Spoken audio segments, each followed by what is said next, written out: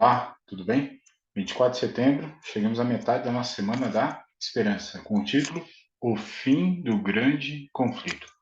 Nosso quarto tema será Para onde vão os mortos? Vamos orar? Grande Deus, nosso Pai, abençoa-nos no estudo da Tua Palavra, nos dê sabedoria, livra-nos do mal, em nome de Jesus. Amém.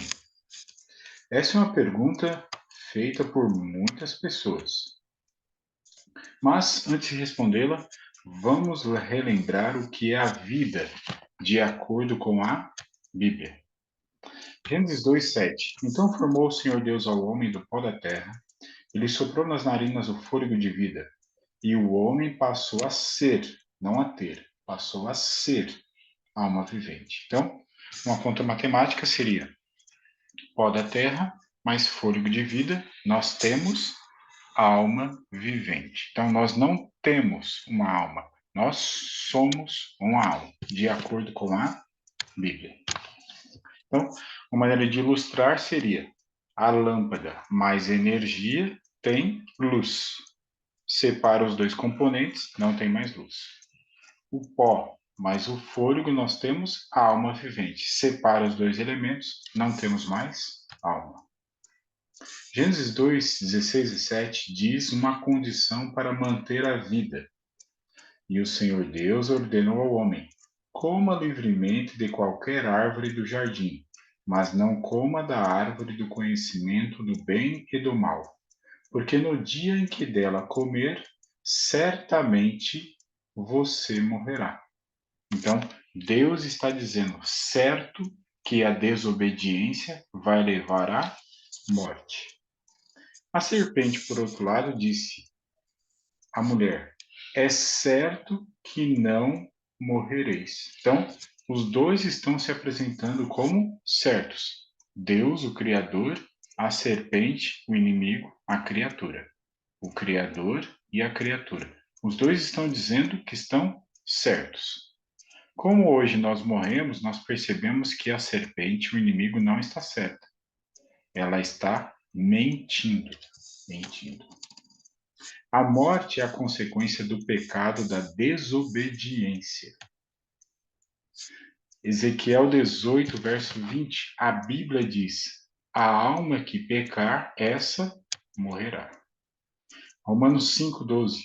Portanto, assim como ao homem, portanto, assim como por um só homem entrou o pecado no mundo, e pelo pecado a morte, assim também a morte passou a todos os homens, porque todos pecaram. Então, o que o Antigo Testamento diz sobre a morte? Gênesis 2:19. Porque tu és pó e ao pó tornarás. Eclesiastes 3. Há animais e ser humano têm o mesmo fôlego de vida. Eclesiastes 9. Os mortos não sabem coisa nenhuma. Eclesiastes 12. Pó volte à terra como era, e o espírito volte a Deus que o deu. Percebe? A relação é: quem deu o fôlego foi Deus, então o fôlego volta para Deus. Quem deu a terra? O pó da terra, então volta para o pó da terra. Percebe? O espírito, o fôlego, não volta para o céu. A referência é de onde veio. A mesma coisa relacionada ao pó. Salmo 6. Pois na morte não há recordação de ti. Salmo 104. Se lhes cortas a respiração, morrem e voltam ao seu pó. Os mortos não louvam ao Senhor. Salmo 115. Salmo 146. Sai-lhes o espírito e eles tornam ao pó. Nesse mesmo dia perecem todos os seus desígnios. Acabou. Percebe que no Salmo 104 utiliza ali, né, a respiração no lugar do espírito. Então, infelizmente, já me afoguei. Estou ali me debatendo na água. Estou perdendo o fôlego. Perdeu o fôlego, a alma não existe mais. A pessoa não existe mais. Novo Testamento, ainda. O que diz a morte? O que é falado sobre a morte no Novo Testamento? A filha de Jairo. Mateus 9.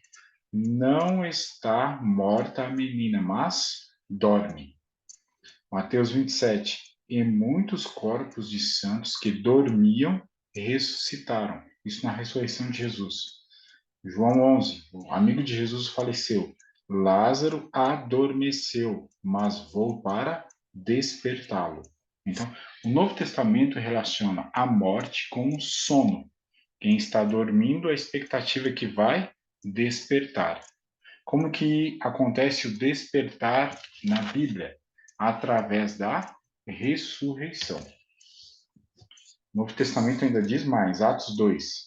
A respeito do patriarca Davi, que ele morreu e foi sepultado, porque Davi não subiu aos céus. 1 Coríntios 15. Nem todos dormiremos. Haverá um grupo de pessoas viva na volta de Jesus. 1 Tessalonicenses 4. Não sejais ignorantes. E ali Paulo repete 3 vezes. Com respeito aos que dormem. Paulo aprendeu com Jesus e está repetindo. Aquele que morre está num sono. Ele dorme. Não há espírito separado do corpo. Não há respiração separada do corpo. Então, os dois componentes juntos, a alma existe. Separa os componentes, a alma deixou de existir. Aonde então vem esse assunto de imortalidade da alma? Lembra do estudo anterior? Da onde vem esse assunto de guardar o dia da ressurreição? Então, não está na Bíblia. Esse assunto também de imortalidade da alma também não está na Bíblia. Então temos que ir para a história para identificar em que momento isso veio para as igrejas. A origem está no paganismo. A teoria da imortalidade da alma foi uma das falsidades que Roma tomou emprestadas do paganismo, incorporando a religião da cristandade. Martinho Lutero classificou-a entre as monstruosas fábulas que fazem parte do monturo romano dos decretos. Então, o padre Martinho Lutero declara que isso é uma monstruosa fábula. A imortalidade da alma é do paganismo, não da palavra de Deus. Qual é a solução para a morte? A solução para a morte é a ressurreição, é o despertar do sono da morte. 1 Tessalonicenses 4, já citamos, mas vamos ver o texto completo. Pois se cremos que Jesus morreu e ressuscitou, assim também Deus, mediante Jesus, trará em sua companhia os que dormem. Porquanto o Senhor mesmo, dada a sua palavra de ordem, ouvida a voz do arcanjo, ressoada a trombeta de Deus, descerá dos céus, e os mortos em Cristo ressuscitarão primeiro. Então, há uma primeira ressurreição. Ela acontece na volta de Jesus. Vem então o milênio de Apocalipse 20, e depois de 1000 anos, nós temos uma segunda ressurreição e também uma segunda morte. Apocalipse 20, 14. Então a morte e o inferno foram lançados para dentro do lago de fogo. Esta é a segunda morte, o lago de fogo. Quando ele acontece? No final do milênio. A segunda morte, e agora ela não é um sono, ela é eterna. Acabou, terminou, consequência eterna. 1 Coríntios 15. O último inimigo a ser destruído é a morte. Apocalipse, acho que faltou ali uma letra, né? Apocalipse 21.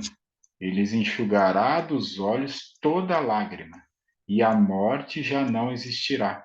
Já não haverá luto, nem pranto, nem dor, porque as primeiras coisas passaram. Então, na nova terra, não haverá mais morte, nem de seres humanos, nem de animais, nem de plantas, de nada.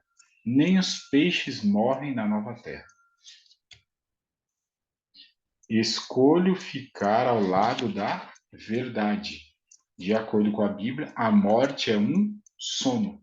Qual é a resposta para o sono? A ressurreição é a resposta. Então, se esse conteúdo da palavra de Deus é bênção em sua vida, lhe traz luz, por que não compartilhar?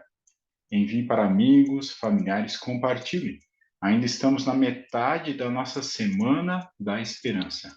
Estamos caminhando para relembrar qual é o fim do grande conflito entre o bem e o mal. Deus nos abençoe. Vamos orar? Grande Deus, agradecemos porque a tua palavra nos traz luz. Pedimos que continue a confortar o nosso coração quanto àqueles entes queridos que já descansaram e nos dá a esperança que dentro em breve veremos Jesus voltar nas nuvens dos céus, vamos reencontrar os nossos entes queridos para nunca mais nos separar. Nós oramos em nome de Jesus. Amém.